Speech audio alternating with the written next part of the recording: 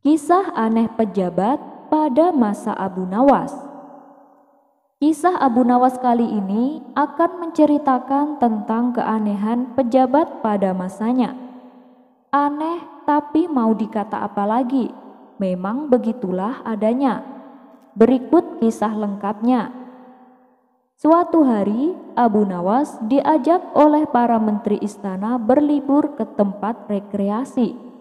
Tempat rekreasi yang dikunjungi adalah sebuah danau yang indah. Meskipun hari masih pagi, namun tempat tersebut sudah ramai didatangi orang-orang dari berbagai lapisan masyarakat. Abu Nawas pun tampak senang dan bahagia. Apalagi nanti akan ada acara makan-makan di tempat tersebut. Setelah puas menikmati indahnya pemandangan, tibalah waktunya acara makan-makan. Abu Nawas pun bergegas menuju pinggiran danau untuk cuci tangan. Namun setelah sampai di pinggiran danau, terjadi kegaduhan. Di situ terlihat banyak orang berkerumun sambil berteriak-teriak. Rupanya salah satu menteri rombongan Abu Nawas ada yang terpeleset dan jatuh ke danau. Karena yang jatuh adalah pejabat negara, tentunya banyak yang ingin menolongnya. "Ayo Tuan, berikan tangan Anda," kata salah satu warga. Namun keanehan terjadi. Pejabat tersebut ternyata tidak mau memberikan tangannya. Ia tampak celap-celup keluar masuk dalam air sambil kepanikan. Abu Nawas yang melihatnya dari jauh mulai penasaran. Ia kemudian mendekati tempat di mana pejabat itu tercebur. Abu Nawas lantas berteriak kepada orang-orang, "Minggir, minggir, kalian semua nggak tahu cara menyelamatkannya.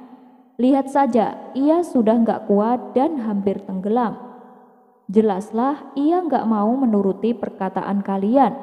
Apalagi dia itu seorang pejabat yang tidak suka dengan kalimat berikan. Pastilah ia nggak mau memberikan apapun, termasuk tangannya sendiri. Coba pakai kalimat terimalah, pasti ia mau mengulurkan tangannya. Lihat nih caraku menolongnya." Setelah itu Abu Nawas menuju tepi danau dan berkata, "Ayo Tuan, terima tanganku." Anehnya, pejabat itu langsung menerima tangan Abu Nawas dan memegangnya kuat-kuat sambil berkata, "Mudah-mudahan Allah menyukaimu, wahai Abu Nawas." Pejabat itu akhirnya bisa diselamatkan. Ajaib, tapi memang begitulah keadaannya. Abu Nawas dan Raja yang Penakut. Pada suatu hari, Baginda Raja memerintahkan pengawal untuk memanggil Abu Nawas supaya segera datang ke istana. Tidak berapa lama kemudian, datanglah Abu Nawas menghadap. "Ada apa wahai paduka yang mulia?" tanya Abu Nawas. "Begini Abu Nawas, aku butuh bantuanmu.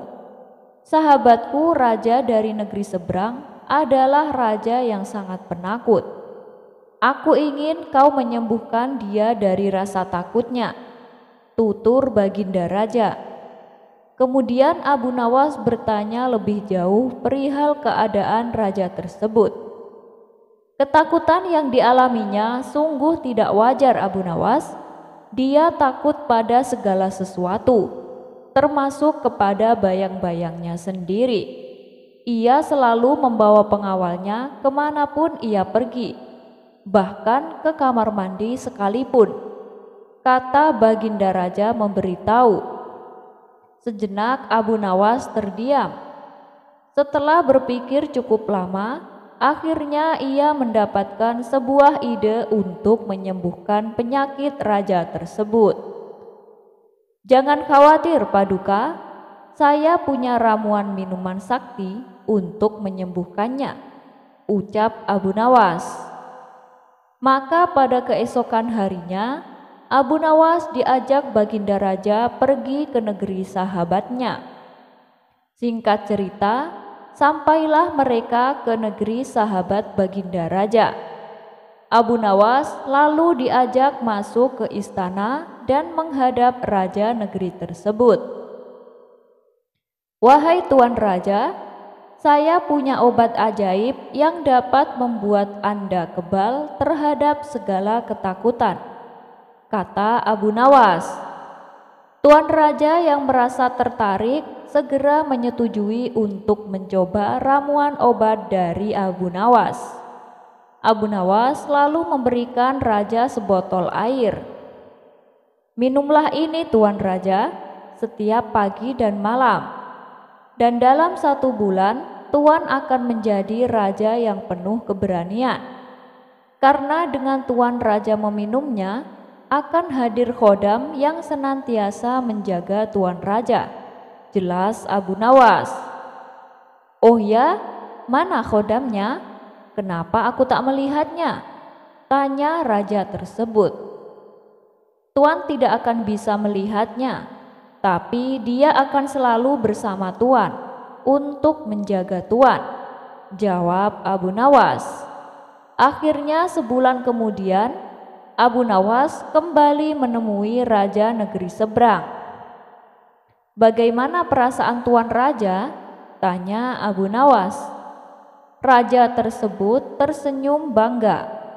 "Sekarang saya tidak takut lagi pada apapun.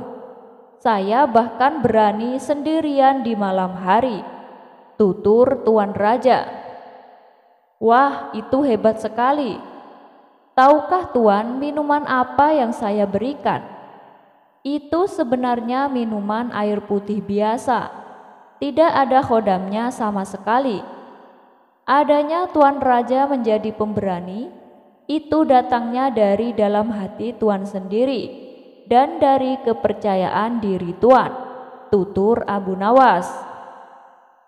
Mendengar hal itu, Tuan Raja baru menyadari bahwa keberanian sejati tidak dapat dibeli atau diminum, dan ia mulai belajar untuk mengatasi ketakutannya tanpa bantuan ramuan ajaib. Abu Nawas dan Hakim Kerdil. Dikisahkan, Baginda Raja sedang kebingungan. Pasalnya, ia belum juga menemukan sosok orang yang tepat untuk menjadi hakim istana. Meskipun sudah diadakan sayembara, tapi tak ada satupun peserta yang memenuhi persyaratan. "Kenapa tidak Abu Nawas saja, Paduka?" saran penasehat istana. "Ia tidak akan mau. Kalaupun diancam akan dihukum, pasti dia memilih untuk dihukum daripada jadi hakim," jawab Baginda Raja. "Kalau begitu, tugaskan saja Abu Nawas untuk mencari calon hakim istana," ujar sang penasehat. "Benar juga katamu. Baiklah, cepat panggil Abu Nawas kemari," perintah Baginda Raja. Maka berangkatlah beberapa utusan istana menemui Abu Nawas di rumahnya.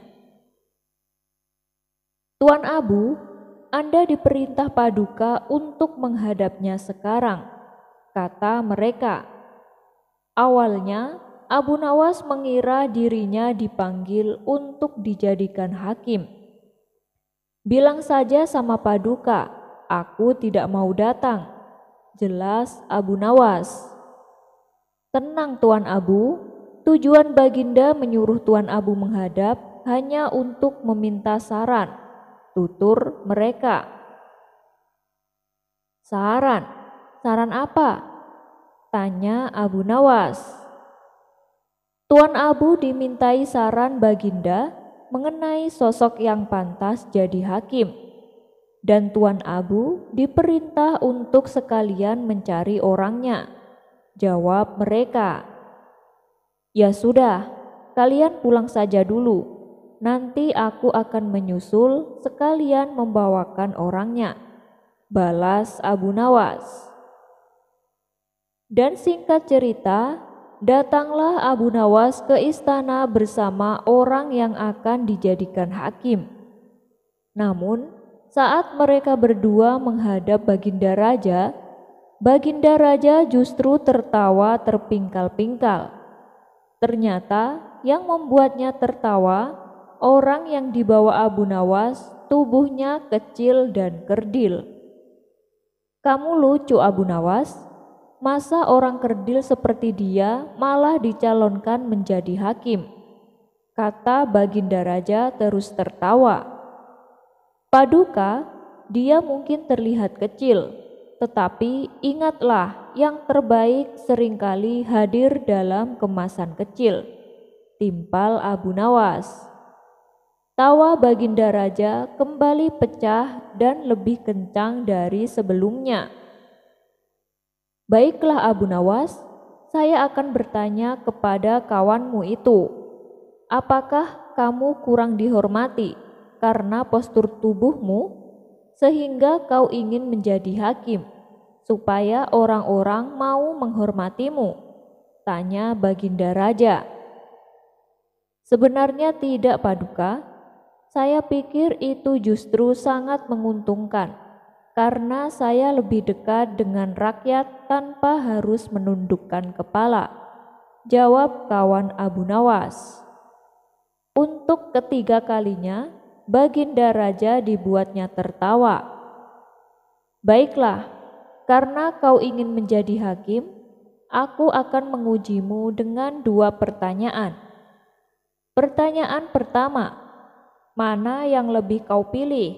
Berbuat adil atau diberi uang?" tanya Baginda Raja. "Saya memilih diberi uang, Paduka," jawab kawan Abu Nawas. Sontak Baginda Raja kaget mendengarnya. "Kamu ini aneh. Dari sekian banyak peserta yang ikut sayembara, rata-rata mereka menjawab pilih berbuat adil. Kenapa kau malah pilih sebaliknya? Berarti kau rela berbuat adil asalkan bisa mendapatkan uang?" tanya Baginda Raja. "Ya, maksudnya bukan begitu, Paduka. Sifat jujur dan adil itu kan sudah melekat pada diri saya. Kenapa saya harus memilihnya? Sedangkan saya adalah orang miskin. Tentu saja saya pilih uang. Bukankah seseorang memilih sesuatu yang mereka tidak punya?" jelas kawan Abu Nawas. Mendengar penjelasan tersebut, Baginda Raja manggut-manggut sebagai tanda setuju. "Oh begitu, baiklah. Sekarang pertanyaan kedua. Bila kamu menghadapi suatu kasus di mana ada seorang maling tapi menuduh si korban sebagai malingnya, sedangkan kamu tidak tahu mana malingnya dan mana korbannya. Terus bagaimana caramu untuk mengungkap kebenaran dalam kasus yang rumit itu?" tanya Baginda Raja. "Itu sih mudah saja, Paduka. Suruh mereka berdua memasuki ruangan kosong. Setelah mereka berdua masuk ke dalamnya, kita teriaki, 'Pencuri, pencuri!' Nah, salah satu dari mereka pasti akan lari keluar, dan bisa dipastikan dialah pencurinya yang asli. Karena seorang pencuri pasti punya insting untuk segera berlari keluar manakala mendengar teriakan tersebut," terang kawan Abu Nawas. Baginda Raja pun tersenyum puas dengan jawaban kawan Abu Nawas itu. Dan kemudian Baginda Raja mengangkatnya sebagai hakim istana yang baru. "Ternyata pilihanmu tidak salah, Abu Nawas," puji Baginda Raja. Baginda Raja yang awalnya meremehkan postur badannya, akhirnya menyadari bahwa kebijaksanaan tidak terbatas pada ukuran. Memakan laporan pajak. Pada suatu waktu, kerajaan mengalami krisis ekonomi yang buruk karena pendapatan kerajaan yang berasal dari pajak tidak mampu memenuhi target yang telah ditetapkan oleh Baginda Raja. Akibatnya, banyak fasilitas umum dan bangunan kerajaan rusak. Tak ada biaya untuk memperbaikinya. Kondisi kerajaan yang krisis ini membuat raja geram. Karena bagaimana tidak, kerajaan telah beberapa kali memenangkan peperangan dan memiliki wilayah yang makin luas. Akan tetapi, krisis malah muncul dari pajak. Akhirnya diadakanlah pertemuan, di mana semua punggawa kerajaan hadir dengan membawa berbagai kertas laporan sesuai dengan bidangnya masing-masing. Bahkan ada yang kertas laporannya berserakan di lantai juga. Raja memulai pembicaraan. Bagaimana mungkin kerajaanku ini memiliki infrastruktur yang rusak parah? Kenapa hasil pertanian sangat menurun? Padahal tanah di sini cukup subur untuk bercocok tanam. Semprot sang raja. Semua terdiam oleh bentakan raja tersebut. Pejabat yang hadir tak mampu menjawab pertanyaan sang raja dan hanya menyerahkan setumpuk laporan kerja. Karena marah, raja pun akhirnya merobek-robek kertas laporan yang diajukan oleh punggawanya tersebut. Malah ada yang disuruh untuk memakan kertas itu. Abu Nawas yang juga hadir dalam pertemuan tersebut juga tak mampu berbuat banyak oleh bentakan sang raja. Namun sesaat kemudian, sang raja memerintahkan Abu Nawas yang telah dipercayainya untuk menggantikan para petugas pajak untuk menghitung penerimaan pajak kerajaan. Dalam kondisi tertekan, akhirnya Abu Nawas pun memenuhi permintaan Baginda Raja. Semua punggawa lain terheran-heran dengan ulah Abu Nawas ini. Bagaimana tidak, semuanya sangat tertekan. Abu Nawas malah membawa sepotong roti ke hadapan Baginda Raja. Apakah dirimu akan menyuapku dengan roti itu, wahai Abu Nawas? Bentak sang raja. Bukan begitu, Paduka yang mulia. Laporan keuangan yang saya kerjakan semuanya tercatat pada roti ini, jawab Abu Nawas enteng. Apakah maksudmu? Kau jangan coba berpura-pura gila di hadapanku, bentak Baginda Raja dengan kesal. Paduka, usiaku sudah cukup lanjut. Aku tidak akan kuat makan kertas-kertas laporan yang nantinya Anda sobek dan menyuruhku untuk memakannya. Jadi semua laporan keuangannya aku pindahkan pada roti ini, jawab Abu Nawas. Sang raja pun yang tadinya murka mendengar alasan cerdas Abu Nawas malah tertawa terbahak-bahak. Mengakali nazar. Suatu ketika ada seorang pemuda yang sedang mengalami masalah besar.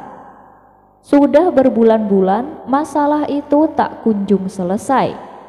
Si pemuda lalu curhat kepada kawan-kawannya. Ia berharap mendapatkan jalan keluar atas musibah yang menimpanya. Namun, tak satu pun masukan ataupun solusi dari temannya yang bisa membantu mengurai masalah yang menghimpit dirinya. Lalu salah satu sahabat dekatnya menyarankan supaya ia meminta nasihat kepada Abu Nawas. Dan keesokan harinya, tanpa pikir lama-lama, si pemuda langsung mendatangi rumah Abu Nawas. Tuan Abu, saya minta tolong Tuan. Saya mempunyai masalah besar yang sampai saat ini belum ada jalan keluarnya, pinta si pemuda kepada Abu Nawas. Memangnya apa masalahmu? Coba ceritakan, sambut Abu Nawas. masalahnya. Berulang kali ia meneteskan air mata sambil sesenggukan melihat kepada Abu Nawas. "Wah, masalahmu ini begitu berat anak muda. Saran saya sih perbanyaklah ibadah dan berdoa. Mintalah pertolongan kepada Allah, dan sebagai bukti keseriusanmu, kamu sebaiknya menyatakan sebuah nazar. Insya Allah, Allah akan membukakan jalan untukmu," tutur Abu Nawas. "Baiklah Tuan Abu, saya akan bernazar. Bila masalah saya terpecahkan, saya akan menjual rumah, dan dari penjualan rumah akan saya sedekahkan semuanya kepada fakir miskin," balas si pemuda. Hari demi hari berganti. Setelah si pemuda mengucapkan nazarnya, ia mendapatkan saran-saran yang bisa membantunya menyusun sebuah tindakan dan solusi bagi permasalahannya. Dan akhirnya, seiring berjalannya waktu, permasalahan yang dulu menghimpitnya kini telah sirna. Suatu malam, saat pemuda itu memasuki kamar sholatnya, ia melihat sebuah tasbih tergeletak di atas sajadah. Benda itu mengingatkannya pada malam yang pedih, di mana saat itu ia tenggelam dalam doa dan mengucapkan nazarnya. "Oh iya, aku harus melunasi nazarku.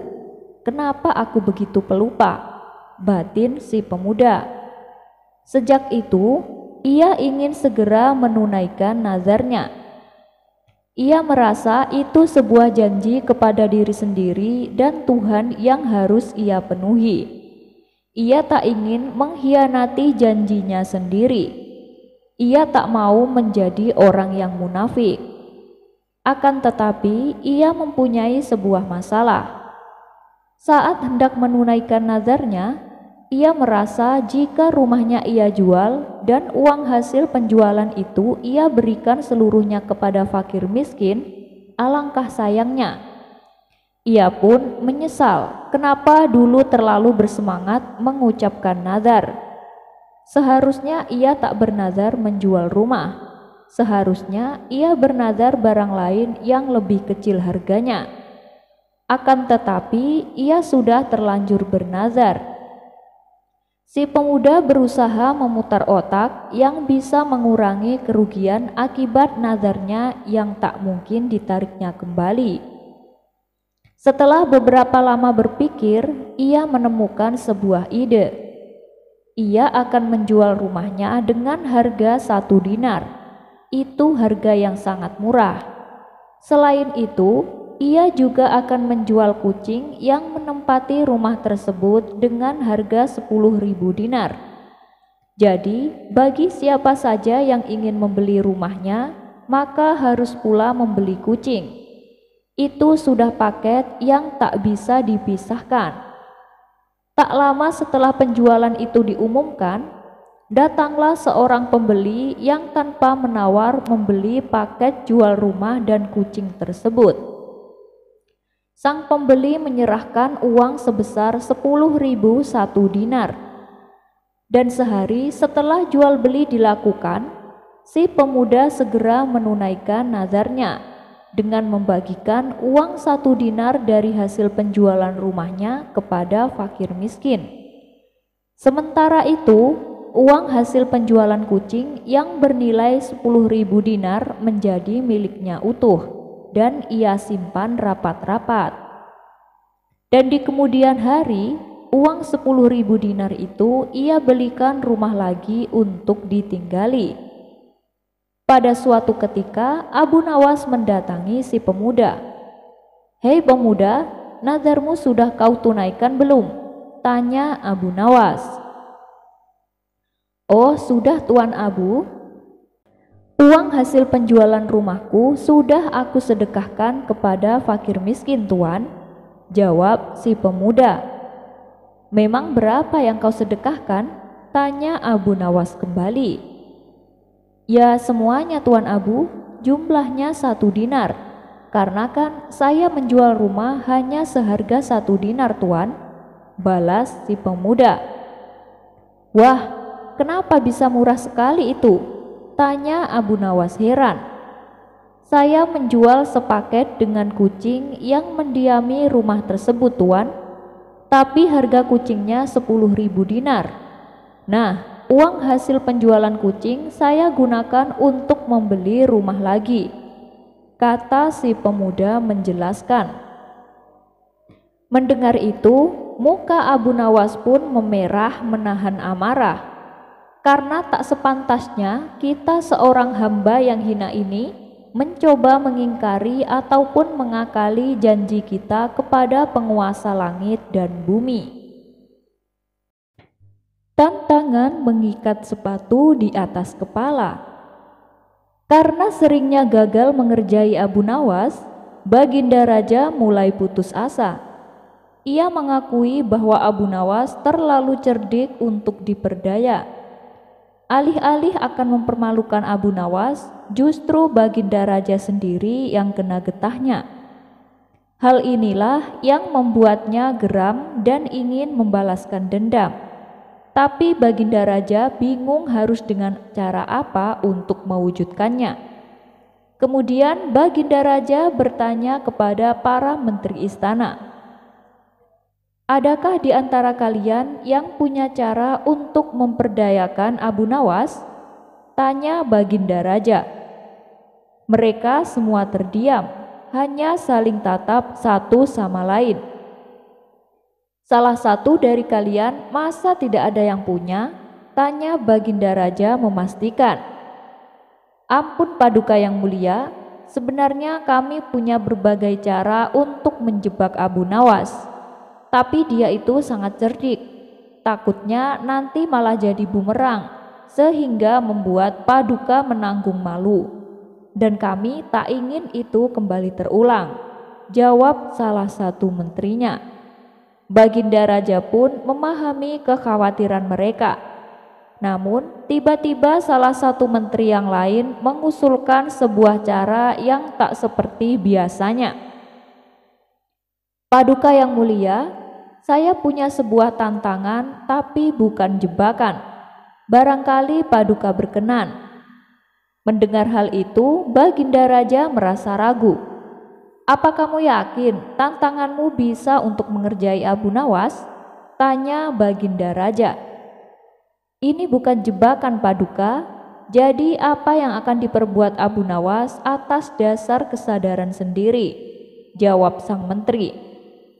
Oh ya, coba beritahu aku apa tantanganmu, pinta Baginda Raja penasaran. Begini Paduka yang mulia, kita tantang Abu Nawas mengikat sepatu di atas kepalanya. Kemudian suruh dia berkeliling kota. Tapi syaratnya dia tidak boleh marah dan tidak boleh mengejek orang. Apabila berhasil, sebagai imbalannya dia akan menerima hadiah 1.000 dinar, kata sang menteri menjelaskan. Lalu apa untungnya bagiku? Yang ada saya malah tekor 1.000 dinar, ujar Baginda Raja. Tentu saja ada untungnya Paduka. Dengan cara seperti itu, Abu Nawas akan dipermalukan dan ditertawakan oleh semua orang. Pasti dia tidak akan kuat menahan emosinya manakala semua penduduk kota mengejek dan menertawakannya. Kalau dia sampai emosi atau membalas ejekan mereka, berarti Abu Nawas dianggap gagal. Dan atas kegagalannya, Paduka tak perlu menghukumnya, karena Abu Nawas sudah dipermalukan dan ditertawakan oleh orang-orang. Abu Nawas hanya tak berhak mendapatkan hadiahnya, kata sang menteri memberitahu. Saya sangat setuju dengan caramu ini. Sebuah ide yang sangat cemerlang, meski bukan sebuah jebakan, tapi bisa untuk mengerjai Abu Nawas, sahut Baginda Raja kegirangan. Maka saat itu juga Baginda Raja memerintahkan beberapa pengawal untuk memanggil Abu Nawas. Singkat cerita, datanglah Abu Nawas ke istana menghadap Baginda Raja. Wahai Abu Nawas, aku ada sebuah tantangan untukmu, tapi aku tidak akan memaksamu untuk melakukannya, karena tantanganku kali ini sifatnya sukarela, tanpa ada unsur paksaan, kata Baginda Raja. Lalu, hadiah apa yang akan saya dapatkan bila berhasil melakukannya? Dan hukuman apa yang akan saya terima bila gagal menjalankan tantangan tersebut? Tanya Abu Nawas. Bila kamu berhasil, kamu akan mendapatkan hadiah 1000 dinar. Tapi bila kamu gagal, kamu tidak akan mendapatkan hukuman apapun. Cuman kamu gagal mendapatkan hadiahnya, balas Baginda Raja. Apakah Paduka yakin dengan hadiah sebesar itu tapi tidak ada resikonya sama sekali? Tanya Abu Nawas heran. Iya, saya yakin Abu Nawas, balas Baginda Raja. Baiklah Paduka, saya siap menerima tantangan Paduka. Beritahu saya apa tantangannya, timpal Abu Nawas. Tantangannya adalah mengikat sepatu di atas kepalamu dan berjalan keliling kota. Tapi ada syaratnya, kamu tidak boleh marah dan tidak boleh mengejek orang, kata Baginda Raja memberitahu. Mendengar tantangan tersebut, sejenak Abu Nawas terdiam. Setelah berpikir cukup lama, Abu Nawas mulai memahami maksud dibalik tantangan Baginda Raja. Bagaimana Abu Nawas? Kalau kau menolak juga tidak apa-apa. Saya tidak akan memaksamu, apalagi sampai menghukummu, tutur Baginda Raja. Saya siap Paduka yang mulia. Justru saya senang sekali dengan tantangan ini karena tidak ada resikonya. Tapi untuk menjalani tantangan ini, saya ingin ditemani Paduka. Dan saat Paduka menemani saya, Paduka harus menyamar sebagai warga biasa, pinta Abu Nawas. Wah, kebetulan sekali. Aku bisa menyaksikan langsung orang-orang mengejek dan menertawakan Abu Nawas, batin Baginda Raja. Tanpa pikir panjang, Baginda Raja menyetujui permintaan Abu Nawas.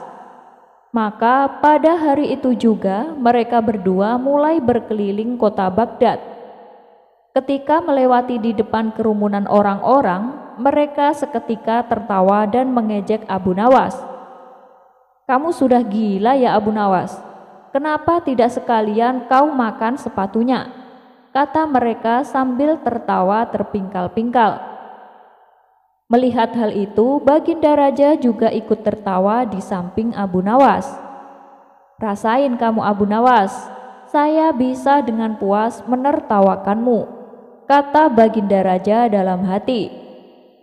Tapi dengan tenangnya, Abu Nawas membalas ejekan mereka. Aku melakukan ini karena diperintah Paduka Raja. Orang-orang yang tadinya tertawa langsung menghentikan tawanya dan berkata, benarkah Abu Nawas? Memang terkadang Paduka Raja tidak punya otak. Rakyat sendiri malah dipermalukan. Mereka tidak mengetahui bahwa orang yang di samping Abu Nawas adalah Baginda Raja yang sedang menyamar. Selanjutnya, Abu Nawas dan Baginda Raja melewati kerumunan orang-orang berikutnya. Melihat penampilan Abu Nawas, mereka pun tak kuasa menahan tawanya. Hei Abu Nawas, kenapa tidak sekalian kau taruh rak sepatu di atas kepalamu? Kata mereka sambil tertawa. Aku melakukan ini karena diperintah Paduka Raja, jawab Abu Nawas. Mereka yang tadinya tertawa merasa iba dan berkata, bila yang kamu katakan itu benar, berarti Paduka Raja sudah sinting. Masa rakyatnya sendiri diperlakukan seperti ini, ujar mereka. Begitulah seterusnya. Setiap kali Abu Nawas ditertawakan orang-orang, ia selalu membalas dengan jawaban yang sama, sehingga orang-orang yang tadinya menertawakan menjadi kasihan dan berganti menghujat Baginda Raja. Tak tahan terus-terusan mendengar cemoohan dan hujatan warga, Baginda Raja menjadi emosi. Ia pun mengatakan kepada Abu Nawas untuk menyudahi tantangan tersebut. Tapi Paduka, kita kan belum masuk ke pasar. Di sana masih banyak orang-orang yang akan menertawakan saya, ledek Abu Nawas. Cukup Abu Nawas, kita pulang saja sekarang, herdik Baginda Raja. Ternyata tidak mudah mengerjai Abu Nawas. Ia punya 1000 akal untuk membalikkan keadaan. Untuk kesekian kalinya, Baginda Raja harus menanggung akibatnya. Orang-orang bukannya menertawakan Abu Nawas, mereka justru malah menghujat Baginda Raja. Akhirnya Abu Nawas pulang dengan membawa hadiah uang 1000 dinar.